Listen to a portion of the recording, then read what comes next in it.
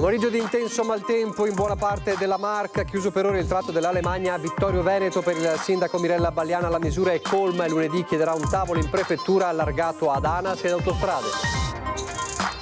Sempre più frequenti i crolli di alberi a causa del vento, tante le tragedie sfiorate da Conegliano. L'appello del sindaco al governo perché stanzi risorse straordinarie per il monitoraggio del verde pubblico. Boscaiolo volontario a 24 anni, Eugenio Gregoletto, specializzato nella rimozione di alberi caduti per il maltempo, le sue armi motosega e social, il comune di Conegliano lo ha voluto premiare. Oggi 11 anni dalla tragedia che costò la vita a 4 persone al Molinetto della Croda a Refrontole ed è una ferita che resta ancora aperta. Caccia alla banda che ha colpito un'abitazione di Susegana minacciando con un cacciavite il proprietario di casa. Le indagini per capire se si tratta delle stesse persone che hanno colpito in zona nelle scorse settimane. Omicidio di Gemona, convalidato l'arresto di mamma e convivente di Alessandro Venier davanti al GIP, la ricostruzione delle modalità e del movente del terribile delitto. L'Ordine dei Medici critico nei confronti del provvedimento annunciato da Azienda Zero, assumere medici stranieri con il titolo di studio non riconosciuto dall'ordinamento italiano per fare fronte alla carenza di camici bianchi. Il Giubileo dei Giovani a Roma vive il suo momento clou, stasera a Tor Vergata la veglia di preghiera con Papa Leone, domani la messa finale, l'entusiasmo e l'energia dei ragazzi. Domani in diretta su Antena 3 dalle 15.30 la rievocazione storica con il Palio di Feltre, dal corteo dei quartieri alle gare di tiro con l'arco e alla fune fino all'attesa corsa dei cavalli. Telespettatori di Antena 3, buonasera e ben ritrovati. Il telegiornale di Treviso, dunque apriamo con il maltempo, meno disagi nella Marca trevigiana rispetto a quanto abbiamo raccontato nel telegiornale del Veneto. Avete visto la bomba d'acqua di Jesolo che comunque vedremo fra poco anche in questo telegiornale, ma poi i danni, la tromba d'aria in Riviera del Brenta, i danni anche a Chioggia, la grandine che ha colpito soprattutto il Padovano e il Vicentino, ma disagi anche nella Marca trevigiana con la chiusura per ore anche del tratto trevigiano dell'Alemagna, quindi non solo a Sabito di Cadore, cioè sul Fadalto a Vittorio Veneto. Per la sindaca Mirella Balliana la misura è colma e lunedì chiederà un tavolo in prefettura allargato ad ANAS e autostrade. Intanto da Conegliano arriva l'appello al governo da parte del primo cittadino Fabio Chies per avere nuove risorse, un piano straordinario per il monitoraggio degli alberi.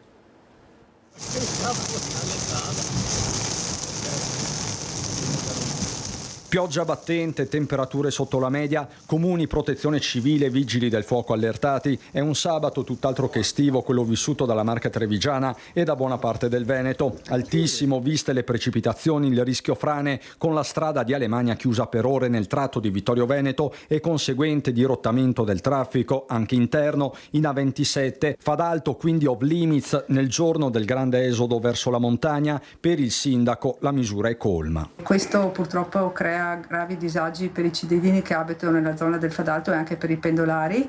Per questo lunedì cercheremo un confronto con la prefettura ipotizzando magari un tavolo di confronto con ANAS, Società Autostrade e Regione Veneto affinché si possa trovare una soluzione quale ad esempio la liberalizzazione del tratto autostradale Vittorio Veneto Nord Fadalto proprio in concomitanza della chiusura a semaforo rosso del tratto stradale Fadalto. Insomma, si cercano soluzioni anche a costo zero per l'utente, mentre restano sorvegliate speciali le frane che si sono riaperte con le ultime ondate di maltempo da Valdobbiadene a Farra di Soligo, un territorio ferito soprattutto nell'Alta Marca. Ma c'è un altro capitolo che preoccupa, quello degli alberi. Sono sempre di più quelli che crollano nei viali cittadini, cambiamento climatico, manutenzione, età avanzata degli arbusti, il mix è micidiale. Da Conegliano appello diretto all'esecutivo per un piano straordinario sul verde pubblico. Noi chiediamo al governo che ci possa stanziare una somma importante per fare un piano straordinario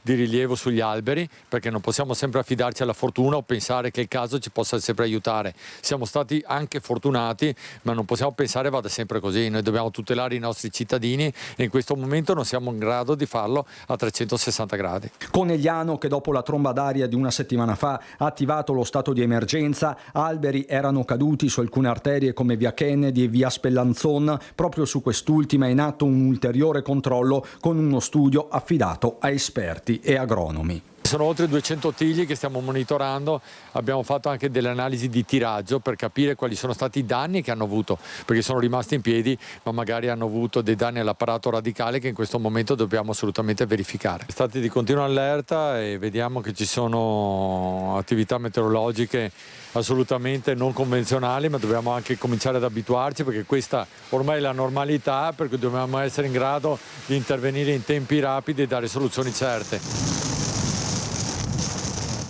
E restiamo a Conegliano per parlare proprio di alberi caduti, per conoscere Eugenio Gregoletto, 24 anni, boscaiolo per professione ma soprattutto per missione. È specializzato nella rimozione di alberi caduti a causa del maltempo, armato di motosega ma anche dei social con una chat particolare, e il comune di Conegliano lo ha voluto premiare.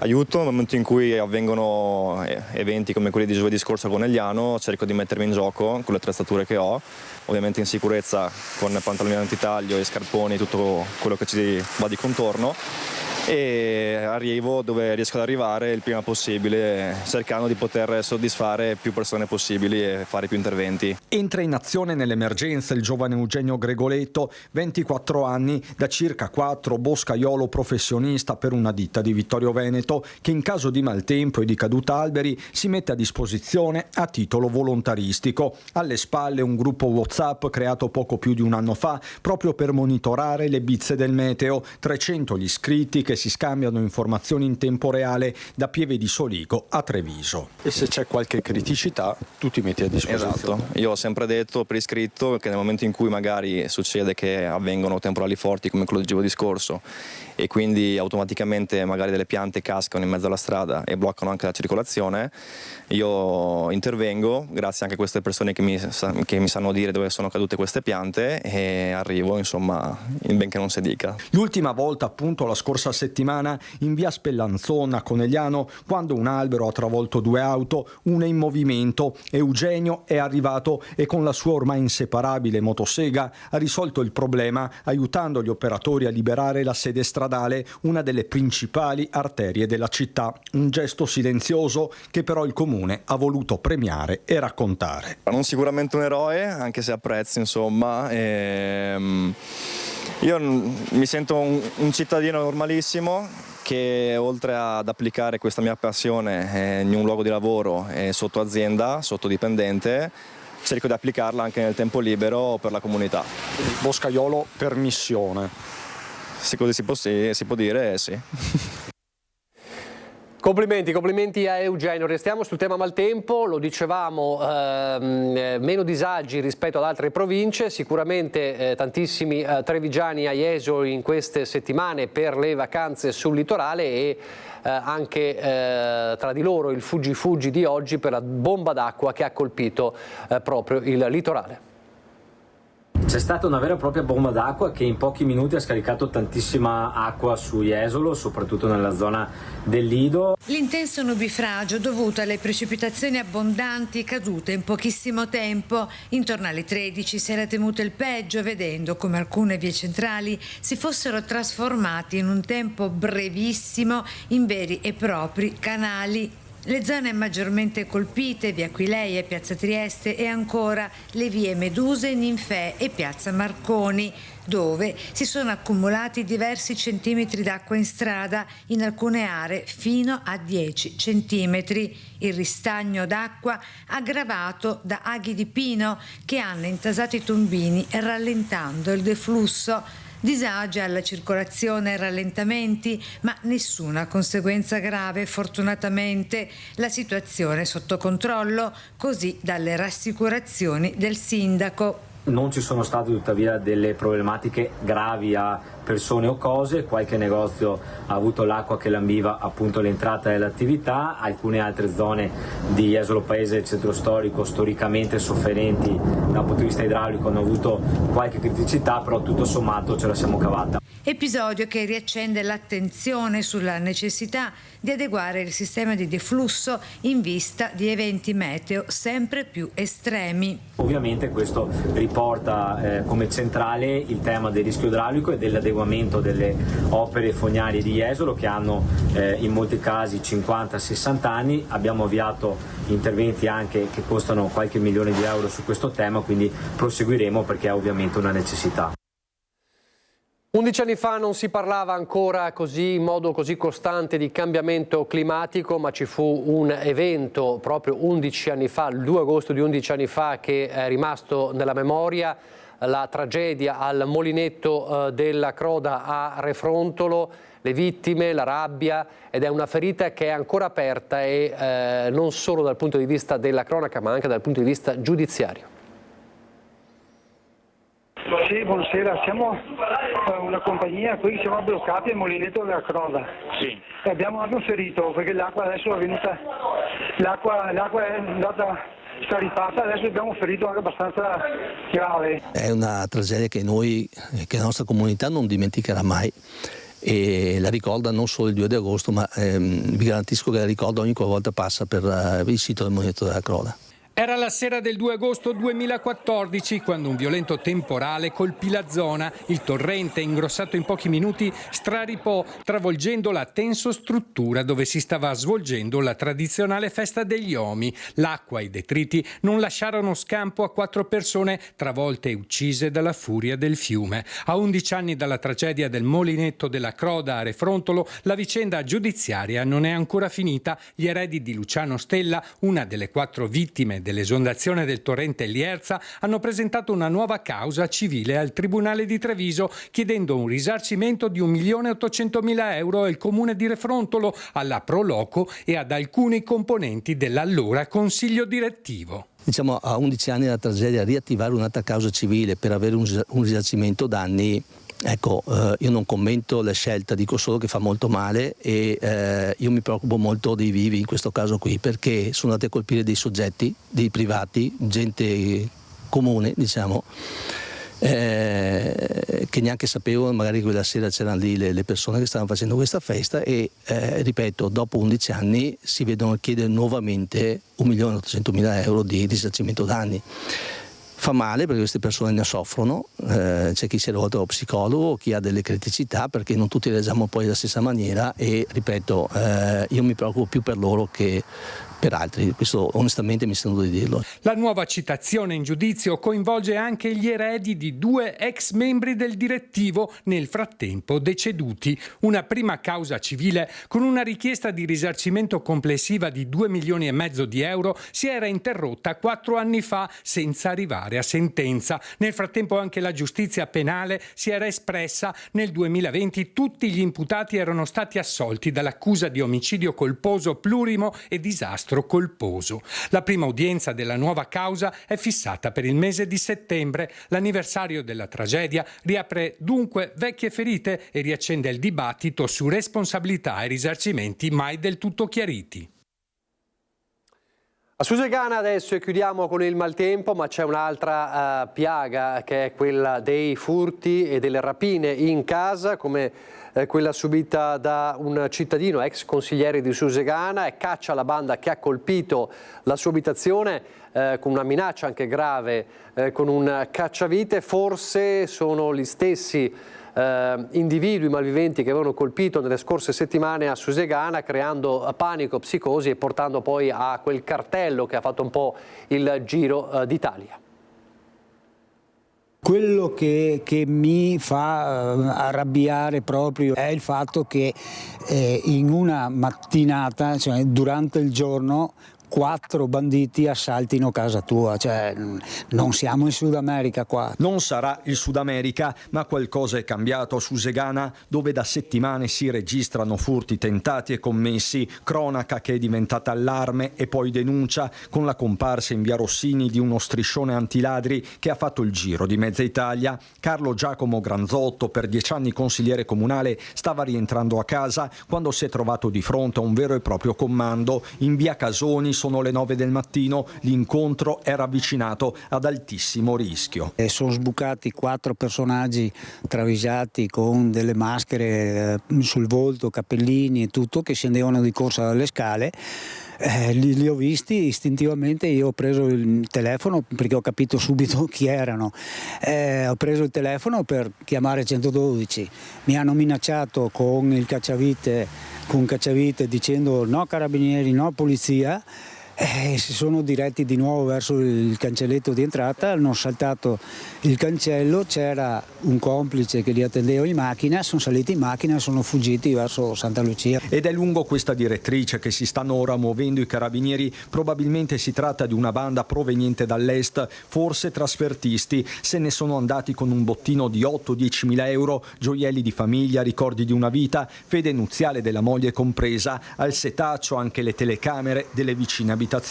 Granzotto, da ex bancario, ha vissuto di prima persona gli anni delle rapine in banca, 6 quelle subite, alcune violentissime. Una volta hanno sfondato addirittura la vetrata con un camion, sono entrati minacciati con fucili, pistole, uno in un'occasione mi ha puntato proprio al fianco la pistola intimandomi di aprire la cassaforte. Esperienze che gli hanno insegnato a mantenere la calma, in casa però è diverso ed è qui che si apre il capitolo delle armi. Granzotto non nasconde la sua posizione. La difesa è sempre legittima per me, che ne dicano qualcun altro o certe leggi. Se l'avessi avuta però nell'occasione, guardi, non mi sarei fatto remore a usarla. Apriamo una finestra sul Friuli Venezia Giulia, il terribile omicidio di Gemona del Friuli, con i nuovi dettagli sul terribile omicidio, sul terribile delitto. Prima i farmaci nella limonata, poi la siringa di insulina e lo strangolamento con i lacci delle scarpe, e dopo è stato fatto a pezzi. Così Lorena, la madre, e Meilin, la compagna, hanno ucciso il 35enne Alessandro Venier. Prima lo hanno narcotizzato sciogliendo un farmaco in una limonata, poi Lorena Venier, la mamma, gli ha iniettato dell'insulina con una siringa perché la prima sostanza non faceva effetto. Poi insieme hanno tentato di soffocarlo e infine Meilin con 2 lacci di scarpa lo ha strangolato. Così, secondo il racconto di Lorena Venier, che ha confessato, lei e la nuora hanno ucciso Alessandro il 25 luglio, sempre secondo la confessione della mamma. Il cadavere sarebbe stato sezionato da lei, Lorena, e sempre lei ha acquistato online su Amazon la calce per coprirlo e chiuderlo nel bidone della spazzatura, con l'intento di farlo sparire. L'acquisto della calce è stato fatto in anticipo rispetto al delitto ed è questo uno degli elementi più evidenti della premeditazione contestata dalla procura. Il giorno del ritrovamento era stata Meilin a chiamare il 112 per riferire di un malessere provocato dalla sua condizione di fragilità psicologica in cui si trovava e per la quale è seguita da un centro di salute mentale. Dal numero unico emergenze hanno intuito dal racconto che c'era qualcosa di strano ed è stata inviata la pattuglia dei carabinieri, a cui la donna e la mamma della vittima hanno raccontato del cadavere nel bidone riposto in garage. Sul movente la 61enne infermiera di Gemona ha raccontato di aver agito per proteggere la giovane nuora dagli insulti e dal comportamento manesco del figlio, che non credeva alla depressione di Meilin, sopraggiunta dopo il parto. Si percepisce quindi una situazione familiare difficile in cui si è sviluppato un rapporto caratterizzato da morbosità tra Lorena, la nuora e la nipotina di 6 mesi. Da una parte la condizione fragile della giovane colombiana, a cui Alessandro Venier non credeva, dall'altra la morbosità del legame creato con la suocera. Così si sono create le condizioni che hanno fatto precipitare la situazione, fino alla decisione di uccidere e far sparire il cadavere dell'uomo. Circostanze, modalità e data della morte sono oggetto degli esami medici e tossicologici già avviati, in attesa che vengano disposti anche altri accertamenti. Al momento non è stata ancora fissata l'autopsia sui resti del cadavere della vittima. E intanto le 2 donne oggi sono comparse davanti al GIP. Meilin, la compagna, lo ha istigato, Lorena, la mamma, lo ha organizzato e insieme hanno messo in pratica il piano: uccidere Alessandro Venier, sezionare il cadavere e tentare di farlo sparire in un bidone dell'immondizia riempito con la calce. Ora entrambe sono accusate di omicidio volontario in concorso pluriaggravato dalla premeditazione, dall'aver commesso il fatto in presenza di una bambina di 6 mesi in casa e dal legame affettivo con la vittima. Questo è il reato contestato dal sostituto procuratore Giorgio Milillo a Meilin Castro Monsalvo, 30 anni, colombiana, e Lorena Venier, 61 anni, la mamma di Alessandro. A 48 ore dalla scoperta del cadavere nel garage di Gemona, entrambe sono comparse davanti al giudice per le indagini preliminari per l'udienza di convalida dell'arresto eseguito dai carabinieri giovedì. Arrivate sui mezzi della polizia penitenziaria dal carcere del Coroneo di Trieste, sono state ascoltate dal GIP separatamente. La prima a comparire davanti al giudice è stata Meilin, la convivente della vittima, che, difesa dagli avvocati Federica Toselle e Francesco De Carlo, si è avvalsa della facoltà di non rispondere. Più lungo l'interrogatorio di Lorena Venier, difesa dall'avvocato Giovanni Denardo, che ha confermato davanti al giudice quanto aveva raccontato giovedì sera al sostituto procuratore, confessando il delitto, raccontando delle modalità e del movente e coinvolgendo la nuora. Al termine dell'udienza il giudice ha convalidato l'arresto, poi ha accolto la richiesta del PM di custodia cautelare in carcere, disponendo però per Meilin la custodia attenuata, come previsto dalla legge per le detenute madri di bambini con meno di 1 anno di età. Verrà trasferita in una struttura dell'amministrazione penitenziaria di Venezia, organizzata per questo tipo di regime attenuato, che rimane però una detenzione cautelare. Adesso lasciamo questa terribile vicenda, vi faccio vedere questa immagine emblematica di un incidente avvenuto poco meno di un'ora fa a Porte Grandi. Siamo in comune di Quarto d'Altino, uno scontro frontale tra 2 auto la cui dinamica è ancora al vaglio delle forze dell'ordine che sono intervenute insieme al SUEM, ovviamente anche di Treviso, che è intervenuto con l'eli soccorso. Uno schianto tra 2 auto, con una delle 2 auto che ha invaso la carreggiata opposta, forse una distrazione ancora ovviamente da stabilire, e c'è stata una donna incinta in ferita e portata con l'eli soccorso, e a quanto pare anche una bimba. Vi faccio vedere adesso anche le immagini della coda che ha creato questo incidente, anche una bimba di 2 anni non in gravi condizioni, ma ovviamente data l'età giovanissima portata in ospedale. Un incidente che ha provocato ovviamente anche forti rallentamenti ed è dunque un ennesimo schianto drammatico sulle strade del Veneto. Siamo a Quarto d'Altino, davvero a pochi passi dalla Marca trevigiana. Tutto questo mentre oggi è partito il grande esodo, quello più importante dell'estate, e allora vediamo come sono le previsioni per questo weekend. Weekend da bollino rosso sulle strade venete, previsti infatti migliaia di automobilisti in viaggio verso le località di villeggiatura. Al via il grande esodo d'agosto con 700.000 veicoli previsti lungo la 4 Padova-Venezia, passante tangenziale di Messe in direzione Trieste del litorale nel corso di questo fine settimana. In mattinata auto incolonnate nei pressi degli svincoli verso la 27 e in direzione Jesolo e Caorle, e a tratti critici anche la Treviso Mare e la Noalese. Traffico sostenuto anche lungo la 28 Portogruaro Conegliano, come da bollettino di Autostrade Alto Adriatico. Al centro operativo di CAV, la concessione autostradali venete ha attivato il piano per gestire questo primo weekend in rosso d'agosto nelle previste 15 giornate critiche, per Ferragosto compreso, a cui va a sommarsi anche il traffico pendolare, e nelle quali si prevede un traffico particolarmente intenso e alle volte anche congestionato. Non a caso potenziato il personale nelle intersezioni, presidi fissi con carri attrezzi ai caselli di Spinea e Padova, controllo della viabilità attivato minuto per minuto anche grazie agli uomini della polizia stradale. I servizi di polizia sono stati intensificati e quindi per ora il sistema non ha registrato particolari criticità. I servizi di polizia stradale sono intensificati in questo periodo, come succede per tutta l'estate, in particolare nel mese di agosto. Siamo nei primi giorni di agosto, i servizi sono sicuramente potenziati su tutte le fasce orarie, in particolare quelle di maggiore traffico. Restrizioni per i mezzi pesanti che secondo il piano dell'esodo estivo non possono circolare fuori dai centri abitati nei seguenti giorni e fasce orarie. Dalle 7 alle 22 di oggi e di domani sarà il blocco dei mezzi, quindi sicuramente questo aiuterà il traffico ordinario a distribuirsi sulla rete. Per contrastare i colpi di sonno, nei fine settimana prosegue la campagna Pit Stop Vacanze da mezzanotte alle 5 del mattino con caffè gratis. L'appello è sempre lo stesso: partire nelle fasce più fresche, evitare le ore centrali della giornata e non mettersi alla guida stanchi. Senz'altro buon viaggio e rispettiamo il codice della strada. La sanità adesso, con il dibattito acceso sui medici stranieri da assumere per ovviare alla carenza negli ospedali del Veneto dopo lo stop ai gettonisti, ed è un no che prima di tutto viene dall'ordine dei medici.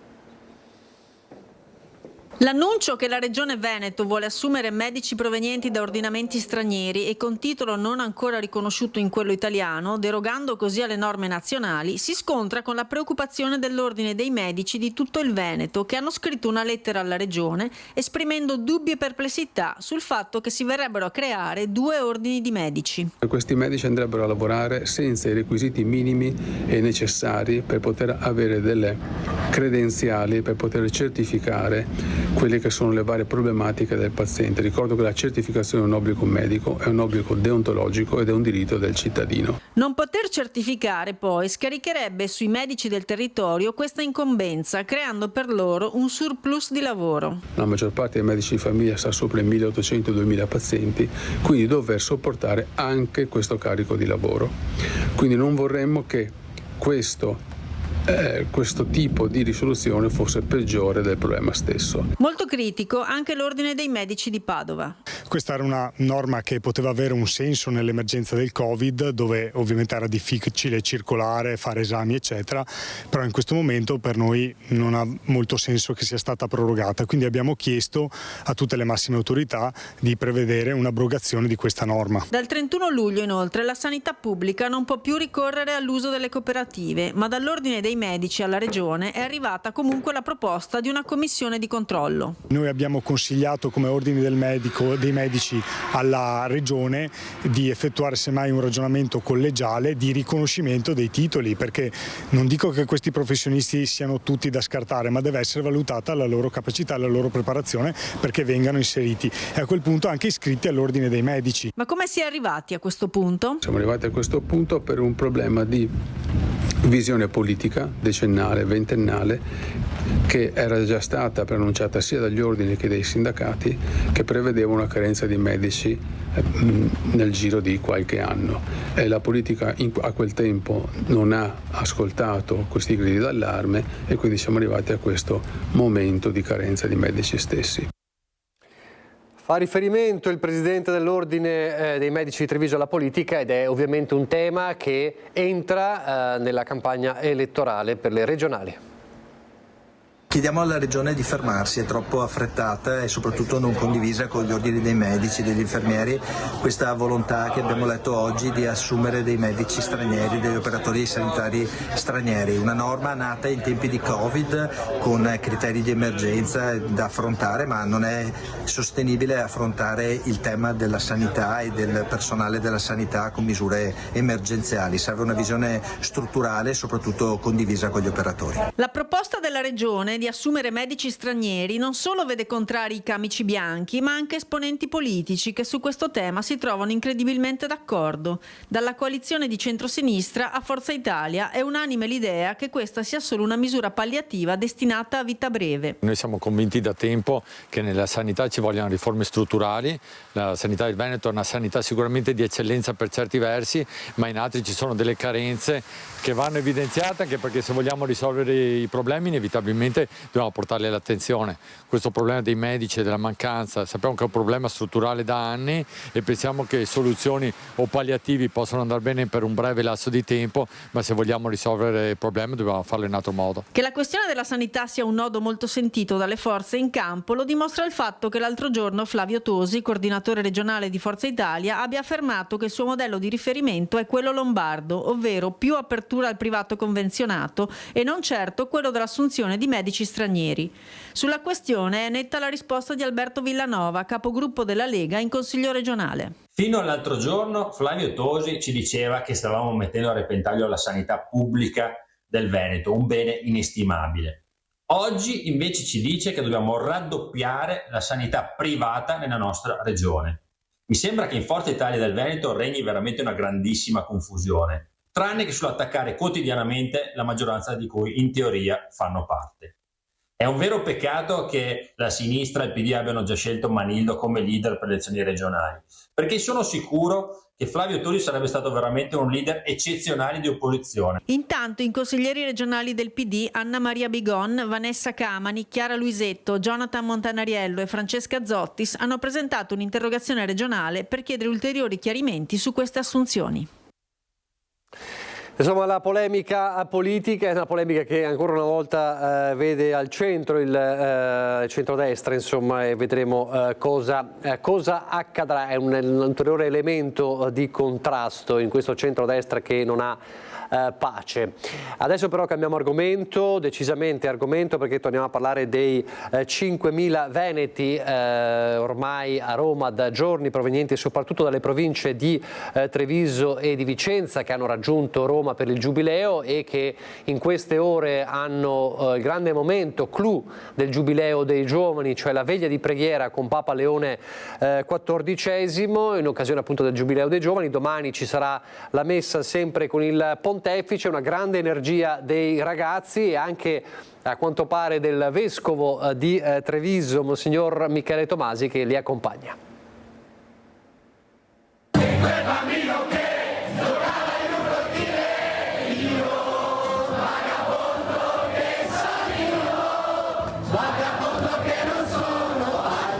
Chitarra alla mano, a Tor Vergata, il vescovo Tomasi si è seduto tra i 700 ragazzi che da Treviso e Vicenza sono partiti alla volta di Roma per il Giubileo dei Giovani. Sulle note di Io Vagabondo, uniti nella musica e in un unico abbraccio, i giovanissimi hanno raggiunto la destinazione, dove Papa Leone XIV terrà una veglia di preghiera e la messa in conclusione del Giubileo. Un momento molto bello perché si trova una condivisione di entusiasmo tra tutti i giovani che si incontrano tra di loro e sono contenti di vedersi.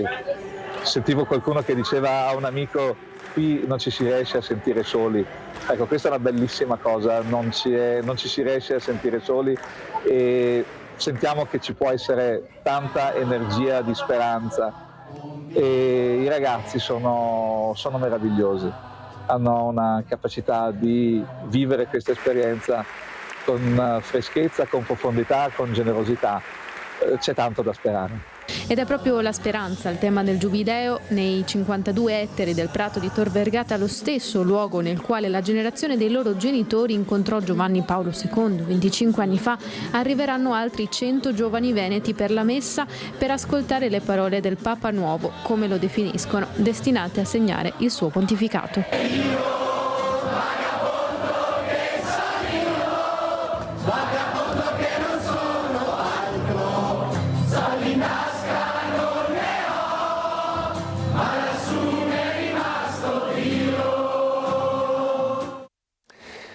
Domani continueremo a raccontarvi dell'ultima giornata del Giubileo dei Giovani, ma domani c'è anche un importante appuntamento con la nostra programmazione. Dopo la nostra prima edizione alle 15:30 in diretta su Antenna 3, tutte le emozioni del Palio di Feltre, la manifestazione storica che rievoca il momento in cui la città passò sotto il dominio veneziano. Feltre compie un salto indietro nel tempo, ricreando il clima quattrocentesco con i cortei dei quartieri, la gara del tiro con l'arco e alla fune, fino all'attesa e decisiva corsa dei cavalli. Dunque la grande sfida del Palio, storia e tradizione dei feltrini, domani in diretta dalle 15:30 su Antenna 3. E allora restiamo andando con Belluno, restiamo proprio a Feltre, vediamo subito.